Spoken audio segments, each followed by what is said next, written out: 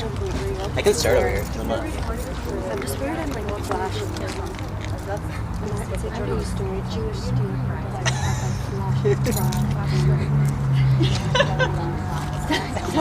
Sorry. That's what you could do. Is there no mic? It's right here. Not like a mic to project. You guys like absolutely. Yeah. Do you want to come even closer to us? You're welcome to. All right. Is everyone ready? That's okay.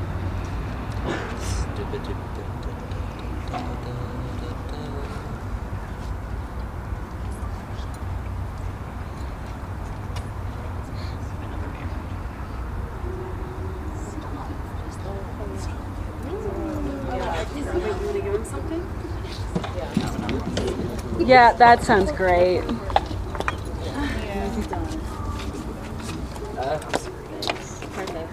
love it. The greater harm to our peaceful protesters will write letters that misconstrue. Oh wait, this is not the most recent. Where is my most recent? Oh wow. I lost myself. It's a fucked up part. Okay. Can y'all see the banner or no? You can go on the top step and raise it as high as possible. And send it. Here you go, Amy. You got this. Hey, everyone. Deep breath in. Repulse it. Woo!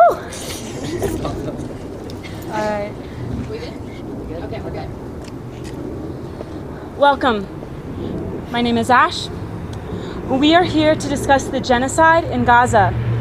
We as University of Denver students, with the support of faculty, staff, alumni, we do not want a single cent of our money sent to weapons manufacturers or others directly involved in the murder of Palestinians. It's not complicated. This conference is called in direct response to the university's failure to equally consider their entire student body. Instead, DU is prioritizing the voices of Zionist students on campus while restricting staff and community support to the Jewish students who are part of this Palestinian liberation encampment. Political Zionism does not represent the diversity of Judaism on our campus. Let me be clear. Anti-Semitism is not welcome here, and this is a peaceful, intersectional encampment for the liberation of Palestine. Our chancellor brings the risk of greater harm to our peaceful protesters when he writes letters that misconstrue to the wider community that there has been hate or harm here. We have on video of the chief of campus security agreeing that camp protesters have not been anti-Semitic. Additionally, we have trained faculty marshals who can attest to this and have in fact experienced aggression, racism, homophobia, transphobia, and anti-Semitism from Zionist counter-protesters almost daily. Because our university continues to fail at listening to and representing the entire Jewish community at this school, as well as other historically marginalized communities, we are holding this press conference to uplift the voices that administration is attempting to silence through their arcane tactics. The University of Denver continues to waste our time as entire family lineages are destroyed in Gaza. It is way past time to disclose your investments and divest from genocide. We are here for freedom from Turtle Island to Palestine.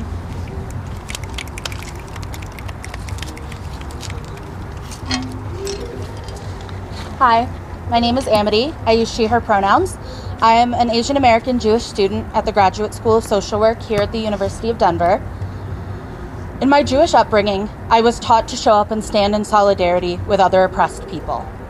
I was taught to value all people's equality and dignity, to respect people's liberty and autonomy, and their rights to health, education, food, housing, healthcare, and life. These core values have and continue to be taken away from the Palestinian people by the Israeli government. When I'm lying in bed at night, I find myself struggling to comprehend how some of my Jewish peers can weaponize anti-Semitism as a mask for their Zionism. The generational trauma for which the ground is being laid through the horrors and atrocities happening in Gaza will impact future Palestinian generations that manage to survive.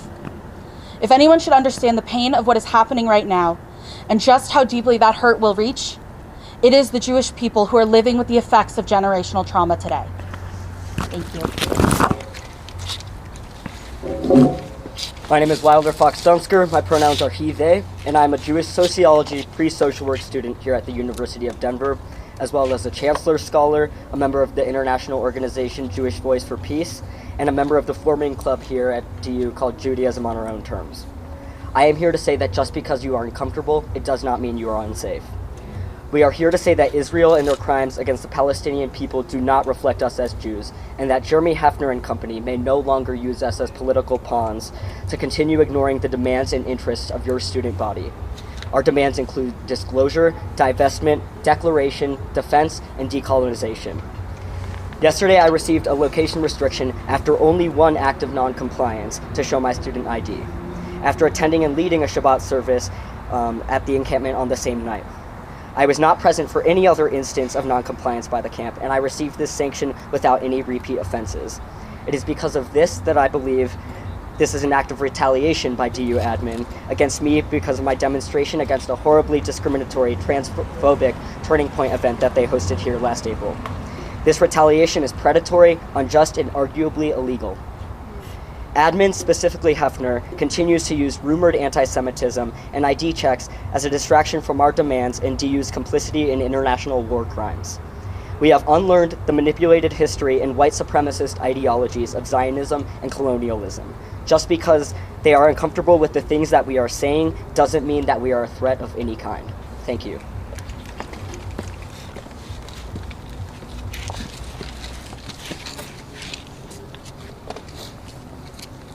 Initially, I was not going to say my name or show my face in fear of getting a location restriction for practicing my First Amendment right, but I believe really strongly about what we're doing here today, and so I'm Lexi Shookman. I am a Jewish student here at this school, and my Jewish peers are facing location restrictions from administration for practicing non-hateful free speech.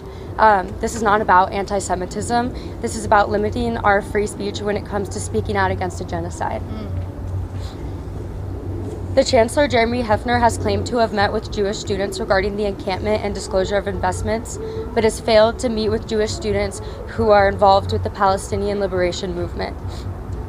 We here also represent the Jewish community at this school and deserve to be included in those conversations. In the past few weeks, I have been called a self-hating Jew for speaking up for the liberation of Palestine. Shame. We are not self-hating Jews for standing up against a genocide. We are not self-hating Jews for believing that the value of Palestinian life is equal to all life.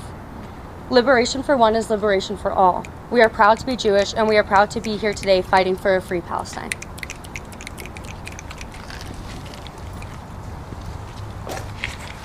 My name is Caleb Bishop. I use he, him pronouns. I am a graduate student at the School of Social Work. I am speaking on behalf of the now 10 students that have received location restrictions, 3 of whom are Jewish and 5 of whom are queer.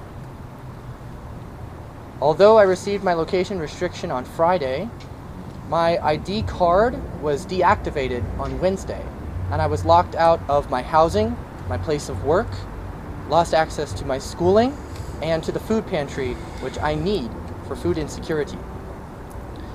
The punishments by the university are vicious and disproportionate to the acts of non-compliance that we have practiced at the encampment. Additionally, repression is not just when the university calls the police upon us. We have in writing that the Chancellor will not disturb a peaceful protest with a police presence, and therefore they are pulling insidious and invisible tactics in an attempt to isolate and target students that participate with this encampment. They are attempting to dismantle the space that we have created to say free Palestine. As the only Muslim student suspended, I have also been asked to read this statement from our alumni, our treasured alumni, who have been discluded from the definition, the university's definition of current community of DU staff, faculty, and students. We know that the investments of the alumni are critically important and that they continue to have a stake in DU's divestments and investments in Israel and in the war. So this is the statement from the alumni. First of all, I wanted to thank our students, our alumni, and our community for the support we've received. My name is Sarah Shahzad, and I serve as the president of the Muslim Student Association here at the University of Denver. Today, I am an alumni from the Korbel School of International Studies. Pasted outside Korbel is a plaque that highlights the university's promise towards the protection of human rights and advocacy for liberation. Unfortunately, this is the same fight I fought throughout my undergraduate career and had fallen on deaf ears. However, I applaud our current students for pushing the boundaries and standing for justice. It is incredibly disheartening to watch this university punish their own students for fighting for liberation as they continue to benefit from violence that they help fund overseas. This university has had a deep racist history and ties to the Sand Creek Massacre. They are well versed in what a genocide looks like. To call this peaceful demonstration an act of civil disobedience and vilify the students is incredibly hypocritical of this university, as on the other side of the encampment, they are teaching students the importance of civilian protection and liberation for all. Power to our students and free Palestine within our lifetime.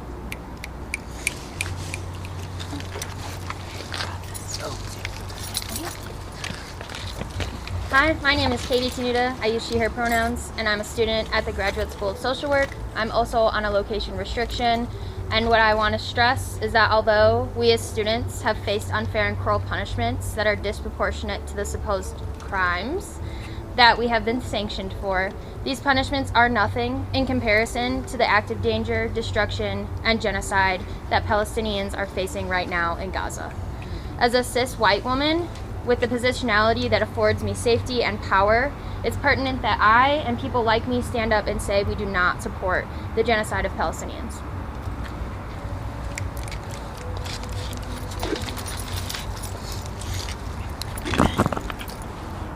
Hello, y'all. I am Jojo Carranza. My pronouns are they, them. I am a graduate student here at the University of Denver, specifically in the Graduate School of Social Work. I am an individual whose ancestors have been fighting against colonialism on Turtle Island for generations, and I am one of the students who has been targeted by this university and received a location restriction. We want to be clear. This university's refusal to disclose, divest, and denounce the genocide of Palestinians aligns with the history of complicity and genocide from this university, which has continued since the University of Denver's founding. This institution's founder, John Evans, is responsible for the Sand Creek Massacre of the indigenous peoples whose stolen land the University of Denver occupies.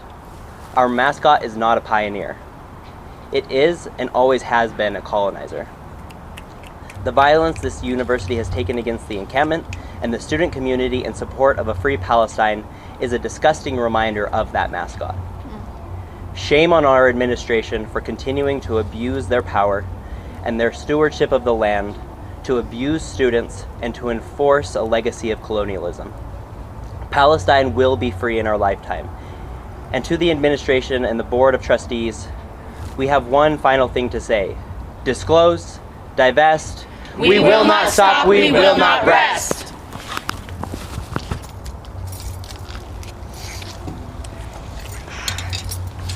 Thank you so much for being here, and now we will take questions. Can anyone outline what the location restriction looks like, how you got it, what it says? So our first comrade to get a location restriction was on Monday. She was banned from everywhere on campus except for the place where she attends school, and she was informed that anywhere else that she stepped foot on the premises of the University of Denver, DPD would be called to arrest her. The reason that she was targeted specifically for this location restriction is because she was in direct defiance to the administration and spoke specifically with them to their faces. She was not representative of the encampment in that moment.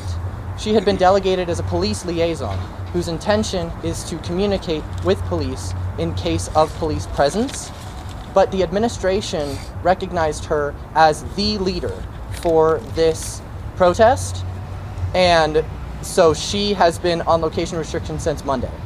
Location restrictions can be appealed within 5 days. They are a form of interim action, and we all actually received different location restrictions. So mine says that if I am found on the university campus except for my school and my work and my housing, which I still do not have access to, one more time, that I will be placed on interim suspension, which means that I will not be able to participate with my job or my work or my housing, which again is already the case for me.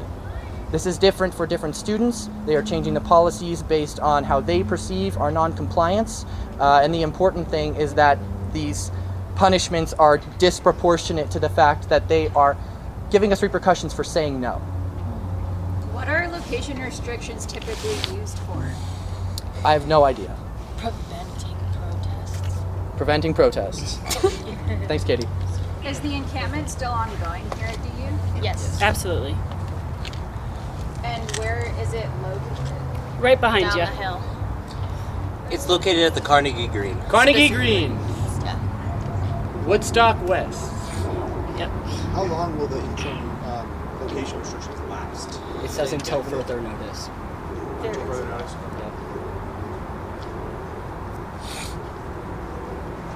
Yeah, we do have plans to appeal them within 5 days.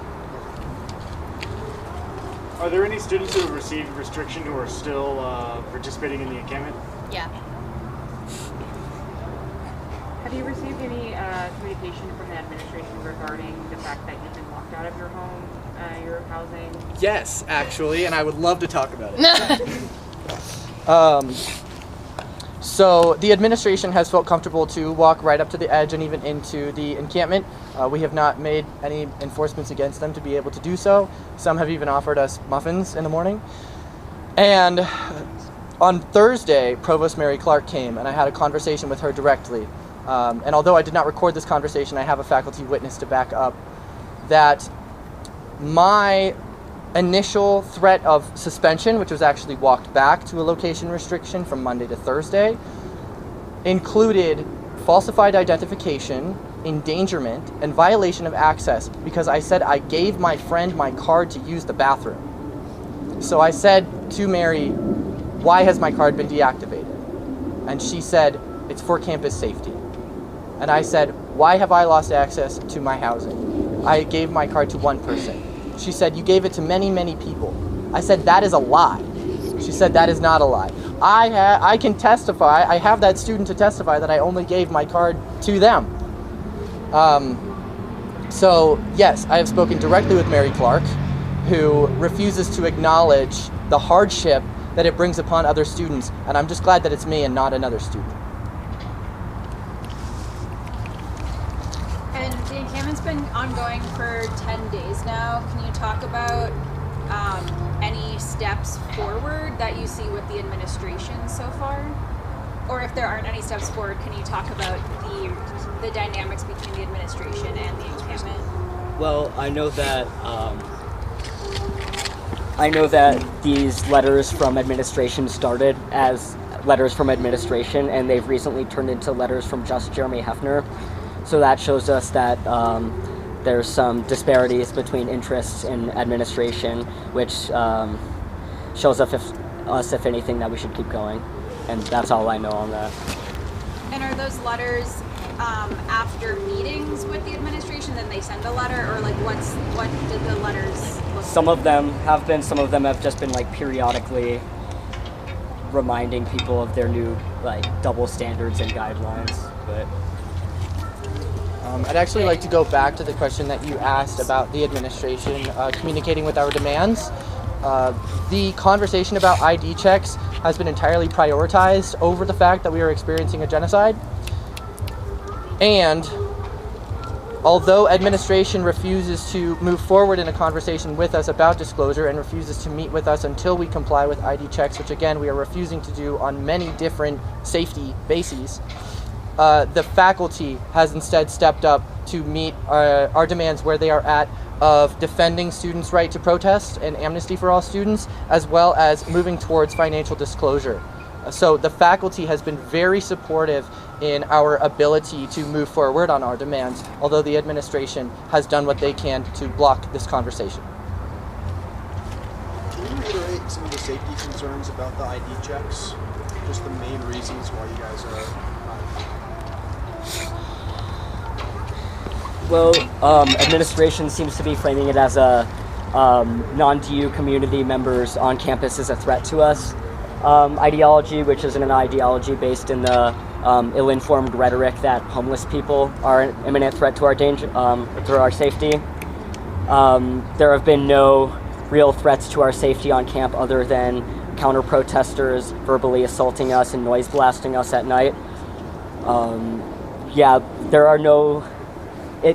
In all honesty, there seem to be no valid safety concerns in terms of outsiders on campus, and if they were to enforce this, they would also have to enforce that when it comes to dog walkers and families walking through campus. It's a blinding double standard to keep our numbers small.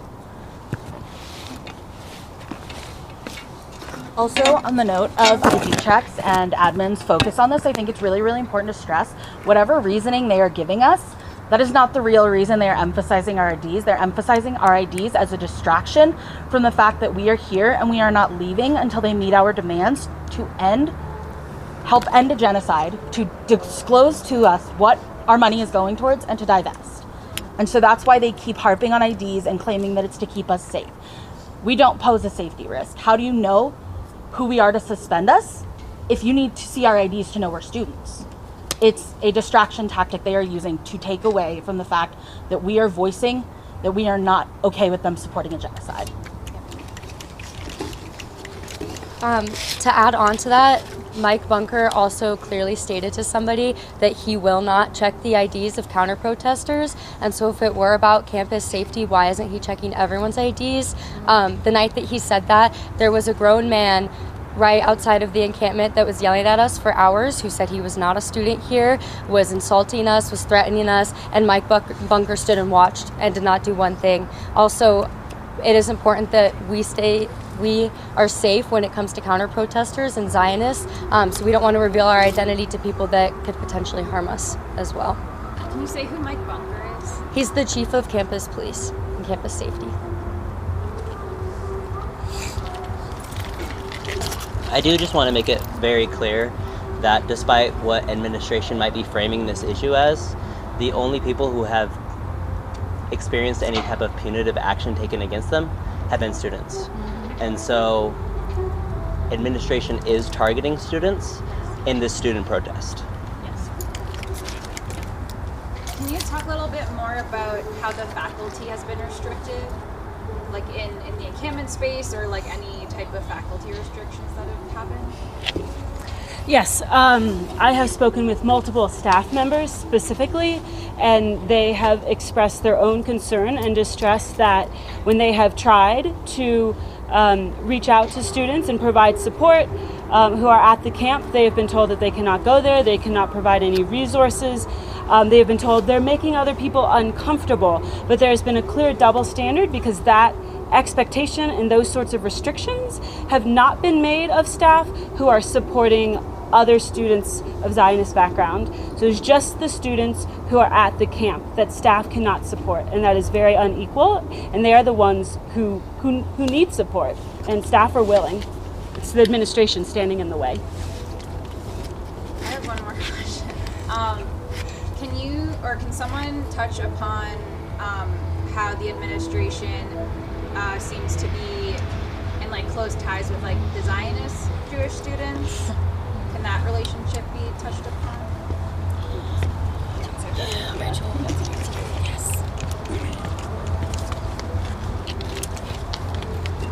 I'm Rachel Roberts. I'm a graduate student at the School of Social Work and also a Jewish student, and I was part of the meeting with the Chancellor last week. In that meeting, they had initially said that they'd been meeting with Jewish students on campus. I'm a Jewish student, and I hadn't received any invitation to meet, nor had any of my fellow Jewish colleagues who've been part of the encampment.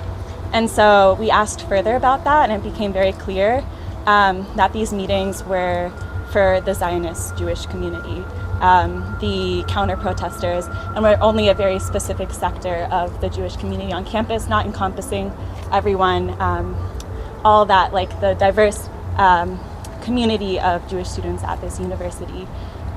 So there's been a clear siding in that regard between the administration and the Zionist Jewish students. Again, you know, there's a law within Jewish tradition called Pikuah Nefesh, which means to save every life. And so what we're doing here at the encampment, especially as Jewish students, feels very in line with our Judaism. And so they've been saying that they don't want to meet with us because they have concerns about us contributing to a lack of safety on campus, that somehow our actions are anti-Semitic or self-hating. But we feel very critically that how we're showing up is integral to our identities and our tradition. So there's been, for sure, a prioritizing of this Zionist presence on campus rather than the all-encompassing Jewish community. I wanted to add to that as well that the students that the chancellor has claimed that he has had quote-unquote productive conversations with and has been meeting with are the same students that called me a self-hating Jew, cursed in my face, and have been saying slurs to other people. And so it's really confusing where the safety risk is with us when the harassment and anti-Semitism I have faced since the encampment started has been from the counter-protesters who are also Jewish students, which makes it more hurtful because it's people that share the same identity and the same struggle, using that basically to put us down. And so we just would really like to be included in the conversations that the chancellor is having with Jewish students. And can you all talk about like the support you all have gotten, like not just on campus, but maybe outside, like Denver, Colorado?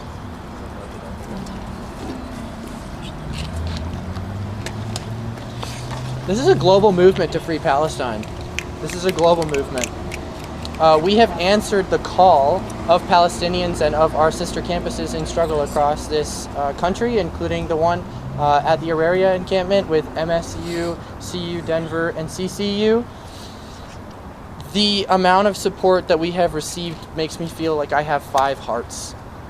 It is just an outpouring of love and understanding and a wish to see a liberatory and loving future for all people. That has manifested as thank you notes, food donations, mutual aid mobilizations, supplies, teach-ins,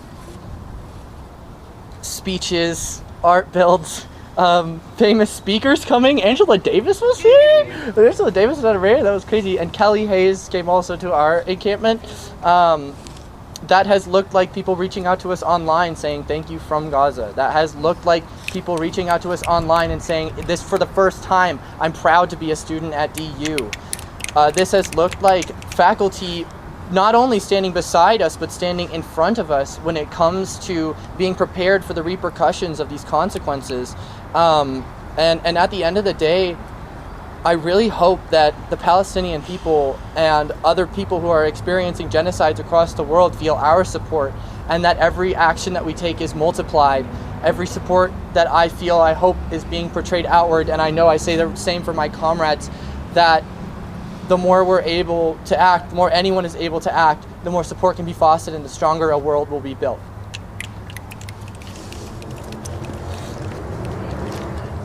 I know that the Auraria campus on Friday kind of closed down the encampment itself. I know the campaign's ongoing.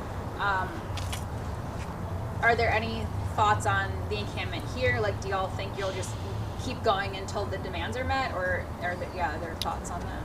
We will remain here until our demands are met. Is there any reaction to the Auraria campus being closed? One that had also garnered a lot of attention. We're very proud of them. Yeah. We are very proud of them. I can personally say that a lot of us would not have been here without the Auraria campus. Yeah. We learned a lot of lessons. There was a lot of support, a lot of coalition that was built with them. Yeah. So sending them our love. Yeah. Yeah, love to SDS, love to our area.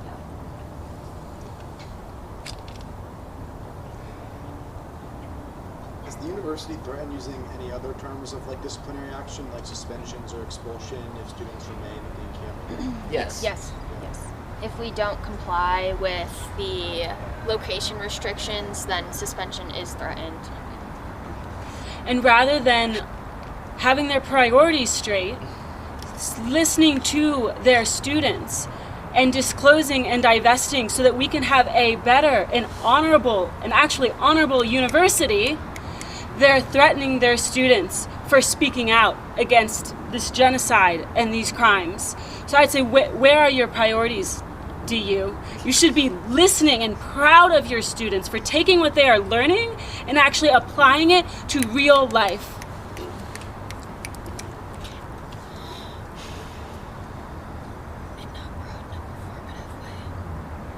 Are there any upcoming events or anything that y'all would want to talk about? We're throwing a concert tonight. We believe that joy is very important to the movement, and that liberation can be found also through dance and music as much as it can be found in sitting in circle and grieving together. We want to extend an invitation to students on campus who feel afraid of these punitive punishments to just come and wrap their faces. If it is identity that is the problem, it is identity that can be obscured. And we invite them into our space to continue to have a conversation about furthering how to dismantle our financial engagement with Israel. Additionally, we are mobilizing. It's very exciting that there is finally a space on campus for organizers who care about the labor issue, the Sodexo issue that the university has with its cafeteria right now, as well as fossil fuel divestment as a conversation ongoing, as well as transgender rights, as well as graduate student housing and houselessness advocacy. All of this has become a space where all those things can come together, and so we encourage everyone to follow the DU for Palestine page and to pay attention to their students' movements, because honestly, it's really cool. Yes.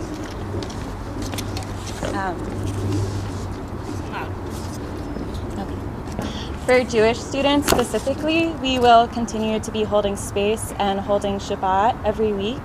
And I just want to say this because I just want any Jewish student who might hear this message, who's unsure, to know that they are welcome and that this space is for them. Rabbi Brant Rosen says that solidarity with Palestinians is a sacred act. So again, I can't reiterate enough how crucial this is to our tradition. And so again, I would just like to extend that invitation, that ongoing invitation, to all Jewish students on campus as well.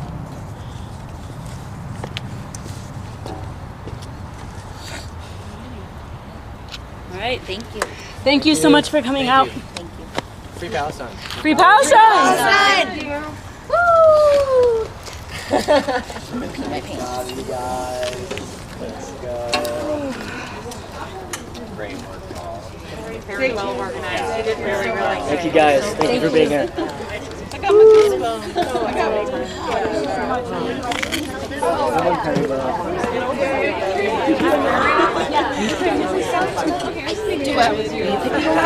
Thank you. Everyone did so great. I'm so proud of you. I was supposed to, and I was like, so I'll awesome. see you at 9, and she was like, I don't need a ride. Oh, yeah. Oh, I have no idea. And I was like, I'm excited to pick you up. Yeah. Good shit. I'm probably going to get hit with a letter tomorrow, but it's it's all right. One of us. I was like, everybody's standing here showing their face. I'm like, that was really powerful that you went up there and you're like, I wasn't going to do this, but I am. I know. I think that was more powerful. I just was like, I don't know, it didn't feel right. Didn't feel right. Nice. They were like, we can't.